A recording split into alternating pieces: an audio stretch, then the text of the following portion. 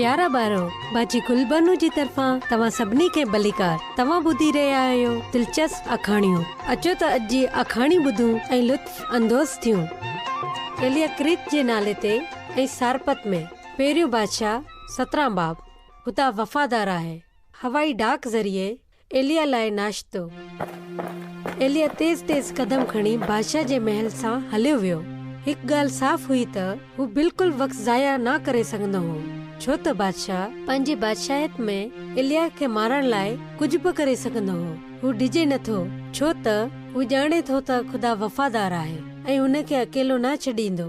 एलिया, हितां हलियो वञ, उबर ॾांहुं वञाई कीरत जे नाले ते लिकी वञ।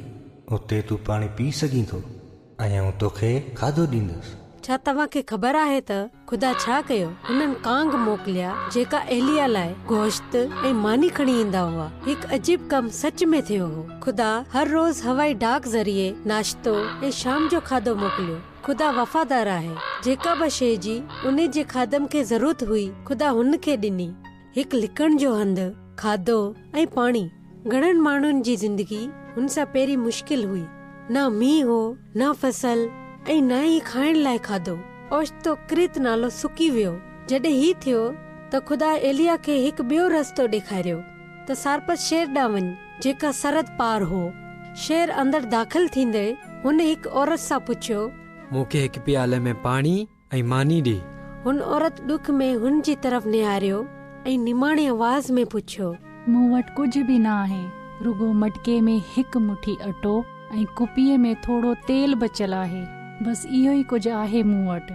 मुंहिंजो पुटु ऐं आऊं ही खाईंदासूं। ही हिकु वक़्त जो खाधो त थी वेंदो, पर पोइ असां मरी वेंदासूं। डिज न, ख़ुदा मूंखे तो वटि मोकिलियो आहे। हुन चयो आहे त जेसि ताईं ॾुकार आहे तेसि ताईं तोखे मटके मां अटो ऐं तुंहिंजी कुपी मां तेल ख़तमु न थींदो। ख़ुदा वफ़ादार आहे। हू जेका बि वाइदो कंदो आहे उन खे पूरो कंदो आहे। न अटो ख़तम थियो, न कुपी मां तेल ख़तम थियो। जॾहिं त हू औरत हर रोज़ कुझु न कुझु उहे ॿई शयूं इस्तेमाल कंदी हुई। एलिया नबी, औरत ऐं हुन जो पुटु रोज़ मानी खाईंदा हुआ। छा ही हिकु अजीब ॻाल्हि न आहे?